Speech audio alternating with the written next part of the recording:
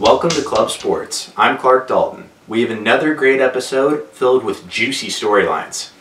A dynasty is about to fall, Anthony Davis may join forces with LeBron, Baker Mayfield finally sees the field with OBJ, and Carson Wentz is staying in Philadelphia. Let's start at Oracle Arena, where the Toronto Raptors shocked the world in Game 4 by taking a second straight game in the Bay, jumping out to a 3-1 lead, putting the Raptors one win away from their first championship. How did we get here? The Warriors are supposed to be the unstoppable juggernaut that can dismantle any challenger that crosses their path. One of the main reasons the Warriors have struggled is injury. Klay Thompson has not played at full strength, thanks to a strained hamstring. Kevon Looney is trying to play through a broken collarbone, and Kevin Durant is nowhere to be found with a lingering calf issue. This leaves a hole in the Warriors' defense, which Kawhi Leonard has taken full advantage of, averaging 37 points per game. However, it hasn't been a one-man show, because the supporting cast for the Raptors has stepped up. In Game 3, every starter had 17 points or more. Pascal Siakam has been a game changer, shooting 66% from 3. Golden State's supporting actors have been minimized. Draymond Green is averaging 5 turnovers per game, and Quinn Cook has not made a single 3 since Game 2. Steph has suffered as a result since he has to force the issue offensively, which is beginning to wear him down and affect his shooting stroke. The circumstance is bleak for Golden State. Only one team has come back from a 3-1 lead in the NBA Finals. Coincidentally, the Warriors were the team that let it slip away. It appears that the only hope is a return from Kevin Durant, which is unlikely according to multiple reports. This means that fortune has moved from the Warriors to the Raptors. Speaking of changing fortunes, it's unlikely that Anthony Davis will be wearing a Pelicans jersey next season. After winning the draft lottery, Pelicans Vice President David Griffin thought the prodigal Zion Willamson was enough to convince the Brow to stay in the Bayou.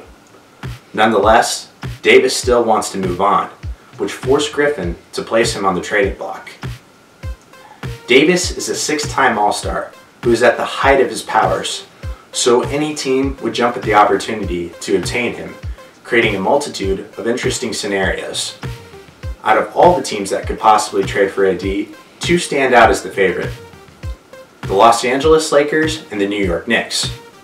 Both teams are traditional powers that fell on hard times. They view Davis as the missing piece to lead a resurgence. Each team is a compelling case.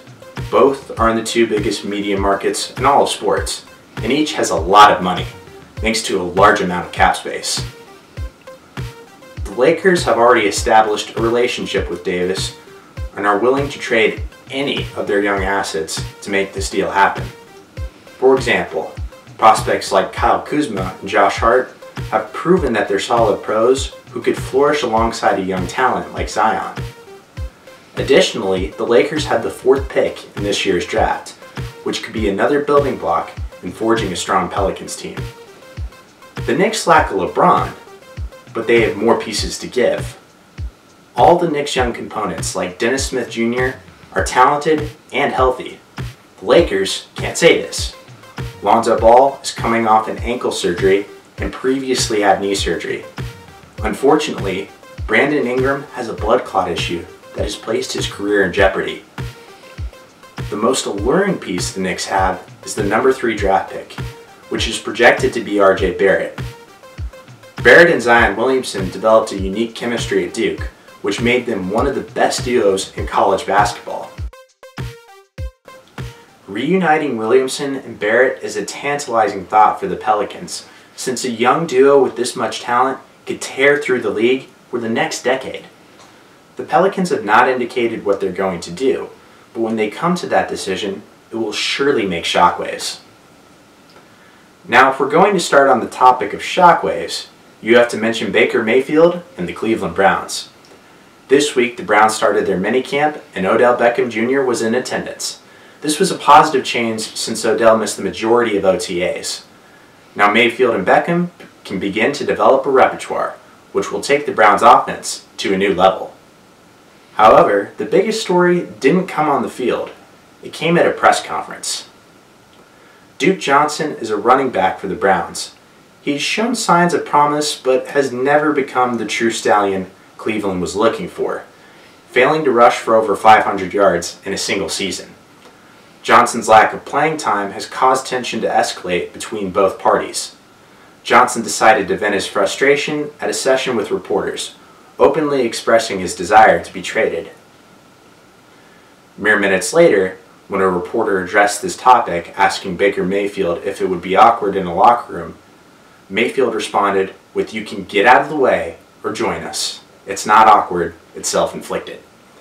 Anytime Mayfield speaks his mind, it causes a firestorm. This was no exception, as Mayfield was blasted for the statement. I would beg to differ, because when you dissect this quote, it actually shows signs of leadership. Now, it's not the typical cliche answer a quarterback gives at a press conference, but Baker is not your typical cliche quarterback, which is a major reason for his success. His fiery competitiveness drives his will to win and shows that he's all in on the Browns.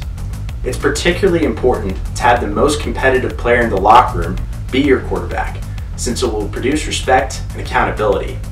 It's also relevant when you have a controversial figure in OBJ. One of the main reasons OBJ and the Giants fell apart was a lack of authority. No one tried to challenge or question OBJ when he grew bored and went full throttle into his antics.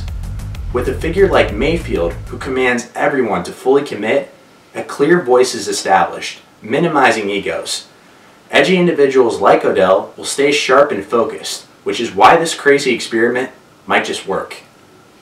Finally, Carson Wentz became the highest paid quarterback in the NFL, signing a 4-year extension with the Philadelphia Eagles for $128 million. $107.9 million is guaranteed. Wentz will be wearing Kelly green until 2024. The Eagles are ecstatic because securing a long-term deal with Wentz is vital to maintaining to what they have built over the past 3 seasons. Yet, there is some cause for concern due to questions regarding durability. Wentz has been plagued by injuries, suffering an ACL tear in 2017, followed by a back fracture this season. If Wentz gets another serious injury, it could potentially take the franchise. However, when Wentz is fully healthy, his undeniable skills make him nearly unstoppable. Wentz stands among Hall of Famers, tossing 70 touchdowns through his first 3 seasons. Wentz is the only quarterback in the history of the NFL to have a season with 33 or more touchdowns and not throw 10 interceptions. If Wentz can stay healthy, the Eagles have a franchise player who will continue to be one of the best in the game. If not, they have flushed millions of dollars down the drain. That's a wrap for today's episode. Please subscribe to find out which gamble will pay off next week.